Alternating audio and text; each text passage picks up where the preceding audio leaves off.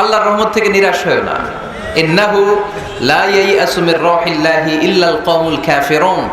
কাফের ছাড়া, মুশরিক ছাড়া, নাস্তিক ছাড়া, মুনাফিক ছাড়া কেউ কখনো আল্লাহর রহমত থেকে নিরাশ হয় না। আমরা সব সময় আল্লাহর রহমতের ভিখারি, আমরা সব সময় আল্লাহর রহমতের প্রত্যাশী। আমরা সব পরিস্থিতিতে ভরসা রাখি একজনের উপর, তিনি কে? আল্লাহ। তাহলে এটা হচ্ছে সেন্ট্রাল থিম, যে আমরা হতাশ হব না। Never lose hope, never be frustrated, never be upset. কখনো মন খারাপ করা যাবে না, আমরা আল্লাহর উপর ভরসা রাখি। এটা হচ্ছে কেন্দ্রীয় আলোচ্য বিষয়। এই সূরাটা নাজিলের একটা ব্যাকগ্রাউন্ড আছে।